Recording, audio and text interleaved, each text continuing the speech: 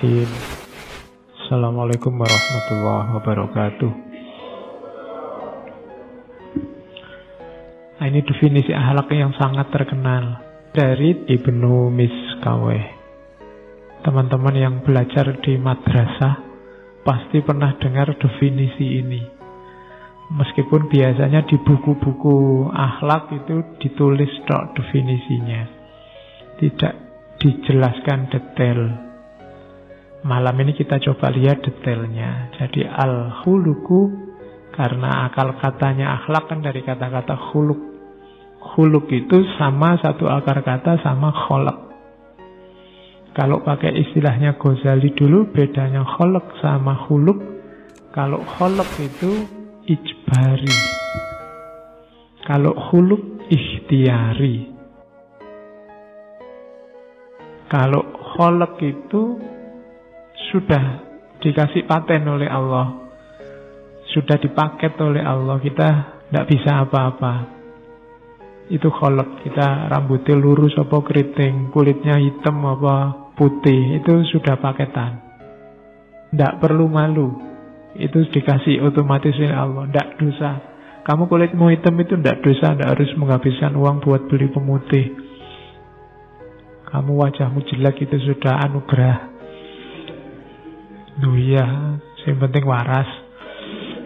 Iya. Jadi itu ijbari, kita tidak bisa komplain. Beda sama akhlak. Kalau akhlak ikhtiari, kita dikasih potensi oleh Allah, silahkan milih. Jadi orang baik bisa, jadi orang jahat bisa. Itu khuluq. Sama-sama mampu. Ngelus-ngelus orang bisa, mukuli orang juga bisa. Mulut kita ini ngomong yang baik-baik mampu, misuh ya fasih. Jadi bisa, kamu tinggal milih dari mulutmu keluar yang seperti apa, bisa. Nah, al-khuluqu halun lin nafsi, berarti kondisi jiwa. Jadi berarti dia hal. Pertama-tama praktek. Jadi kalau moral kan bayangan kita kejujuran macam-macam, enggak. Itu pertama kondisi jiwa. Kondisi jiwa yang mendorong perilaku da'iyatan laha ila af'aliha. Mendorong perilaku yang min ghairi fikrin wala ruwiyatin, tanpa difikirkan dan tanpa dipertimbangkan dulu. Kenapa tidak pakai difikir? Karena sudah otomatis. Dorongan jiwa yang melahirkan tindakan otomatis. Tidak pakai mikir, keluarnya langsung begitu. Baik kok mikir, itu biasanya masih pertimbangan, masih panjang, macam-macam. Tapi yang otomatis, dimintai tolong kok, sebentar ya, tak pertimbangkan dulu. Ini untungnya apa bagiku, biasanya begitu. Tapi kalau otomatis nggak usah diminta, langsung tak tolongin kamu. Itulah yang disebut akhlak. Jadi akhlak baik itu ada dalam jiwa, tidak dalam perilaku. Meskipun manifestasinya perilaku. Min ghairi fikrin wala ruwiyatin, berarti tidak difikir, tidak dipertimbangkan. Jadi definisinya al-khuluqu halun lin nafsi da'iyatan laha ila af'aliham. Maka parameternya akhlak bukan citra. Sehingga orang yang janjane ndak apik tapi menampilkan perbuatan baik kita sebut pencitraan. Pencitraan itu kan tampilannya saja bagus, isinya ndak, bukan halun lin nafsi. Jadi akhlak beneran itu halun lin nafsi, kondisi jiwa. Jadi yang digarisbawahi yang pertama jiwa yang mendorong tindakan yang tanpa dipikir mendalam, otomatis keluar. Itu berarti akhlak. Orang yang jiwanya jujur, otomatis saja akan keluar kejujuran itu, tanpa harus dirancang-rancang, direncanakan. Terus, tujuannya akhlak. Kita belajar akhlak itu tujuannya apa? Karena tadi akhlak itu pendidikan jiwa untuk melahirkan tindakan spontan, berarti melatih jiwa, membiasakan jiwa untuk terbiasa dalam kebaikan. Itu tujuannya pendidikan akhlak. Jadi, biasakan dirimu dalam kebaikan. Upayamu membiasakan diri dalam kebaikan itulah pendidikan akhlak.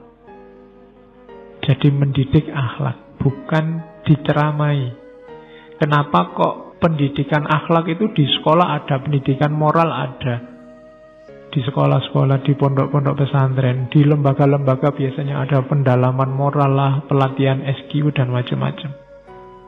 Tapi kok rasanya masih banyak orang yang tidak mengutamakan moral, karena cuma diceramahi, cuma dikasih tahu, tidak dibiasakan. Pendidikan moral yang bagus itu pembiasaan. Pembiasaan apa? Kalau di situ pembiasaan dalam kebaikan. Orang yang terbiasa dalam kebaikan nanti sampai pada terminal namanya kebahagiaan. Kebahagiaan itu terjadi kalau kebaikan kita utuh, baik dari aspek lahir maupun baik dari aspek batin. Nah, rumusnya itu. Jadi, didiklah dirimu untuk melakukan perbuatan baik terus. Dalam rangka apa? Membentuk jiwa. Kalau kamu bisa melakukan perbuatan baik, baik kebaikan yang sifatnya kalau di situ mahsusat maupun makulat, kebaikan rasional maupun kebaikan empiris, kamu akan sampai pada terminal namanya kebahagiaan. Jadi bahagia itu terminal akhirnya. Kalau kamu hidupmu tidak bahagia, mungkin kebaikanmu kurang. Pikiranmu terlalu banyak cabang, terlalu banyak pamrih-pamrih. Jadi lakukan saja al-khair. Khair itu syai' an-nafi, sesuatu yang bermanfaat. Jadi akhlak itu kondisi jiwa, berarti pendidikan akhlak itu membentuk jiwa dengan cara gimana? Membiasakan. Membiasakan apa? Membiasakan kebaikan. Kalau sudah kita terbiasa melakukan kebaikan, dia akan keluar dengan sendirinya. Disitulah lahir namanya sa'adah, kebahagiaan. Jadi itu tujuannya. Jadi rumusnya simple tadi ya. Ini kalau diomongkan gampang, cuma dijalani abot. Membiasakan dalam kebaikan sampai jiwa kita terlatih sehingga kebaikan keluar secara spontan dari diri kita, dan pada akhirnya kita sendiri yang akan melahirkan kebahagiaan. Jangan dikira kalau kita melakukan kebaikan itu efeknya untuk orang lain. Tidak, untuk diri kita sendiri. Jadi kalau kita melakukan hal yang baik, biasanya baik itu hubungannya sama orang lain, tapi sebenarnya manfaat paling besar untuk diri kita sendiri. Entah jenis dan level kebaikannya. Baik kebaikan yang sifatnya rasa, mahsusat, empiris, atau kebaikan makulat, kebaikan rasional. Oke, saya kira itu. Kurang lebihnya mohon maaf. Wallahul muwafiq, wallahu a'lam bissawab. Wassalamualaikum warahmatullahi wabarakatuh.